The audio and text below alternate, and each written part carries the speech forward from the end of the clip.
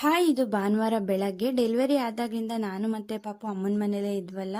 ಊರಿಗೆ ಒಂದ್ಸಲನೂ ಬಂದಿರಲಿಲ್ಲ. ಇವಾಗ ಮನೆಗೊಂದ್ಸಲ ಬರಬೇಕಲ್ಲ ಪಾಪು, ಹಾಗೆ ಮನೆ ದೇವ್ರಿಗೂ ಹೋಗ್ಬೇಕಾಗಿತ್ತು. ಅದಕ್ಕೆ ಕರ್ಕೊಬಂದಿದ್ರು. ಕುರಿಗೆ ಸ್ವಲ್ಪ ಗಂಟ್ಲಲ್ಲೇನೋ ಪ್ರಾಬ್ಲಮ್ ಇತ್ತು ಅಂತ ಹೇಳ್ಬಿಟ್ಟು ನಾಟಿ ಔಷಧಿ ಹಾಕ್ತಿದ್ದಾರೆ. ಹಾಗೆಯೇ ಪಾಪುನೂ ಕೂಡ ಹೊಸ್ದಾಗಲ್ವ ಬಂದಿದ್ದು ಫಸ್ಟ್ ಟೈಮು. ಅವನು ಅಡ್ಜಸ್ಟ್ ಆಗೋಕ್ಕೆ ಸ್ವಲ್ಪ ಟೈಮ್ ತೊಗೊಂಡೆ, ಆಮೇಲೆ ಅಡ್ಜಸ್ಟ್ ಆದ.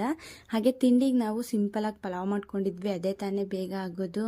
ಅದಕ್ಕೆ ನಾಳೆ ಬೇರೆ ದೇವಸ್ಥಾನಕ್ಕೆ ಹೋಗ್ಬೇಕಲ್ಲ, ಅದಕ್ಕೆ ಎಲ್ಲದೂ ರೆಡಿನೂ ಕೂಡ ಮಾಡ್ಕೊತಾ ಇದ್ವಿ. ಹಾಗೆಯೇ ಒಂದು ಸ್ವಲ್ಪ ಹೊತ್ತು ಕುತ್ಕೊಂಡು ಮಾತಾಡಿಬಿಟ್ಟು ಸಂಜೆ ಹಂಗೆ ಚಿಕನ್ ತೊಗೊಂಡು ಬಂದಿದ್ರು.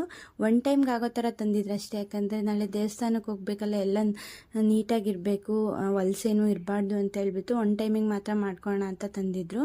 ಹೊರಗಡೆ ಅಲ್ಲಿ ಸಾಂಬಾರು ಮಾಡ್ತಾಯಿದ್ರು, ನಾವಿಲ್ಲಿ ಒಳಗಡೆ ಮೊಟ್ಟೆ ಮತ್ತು ಲಿವರ್ ಎಲ್ಲ ಇತ್ತಲ್ಲ, ಅದನ್ನು ಡ್ರೈ ಥರ ಮಾಡ್ಕೊಂಡಿದ್ವಿ. ಏನಿಲ್ಲ, ಉಪ್ಪು, ಚಿಲ್ಲಿ ಪೌಡರು, ಚಿಕನ್ ಮಸಾಲ ಅಷ್ಟೇ ಹಾಕಿದ್ವು. ತುಂಬ ಚೆನ್ನಾಗಿ ಬಂದಿತ್ತು.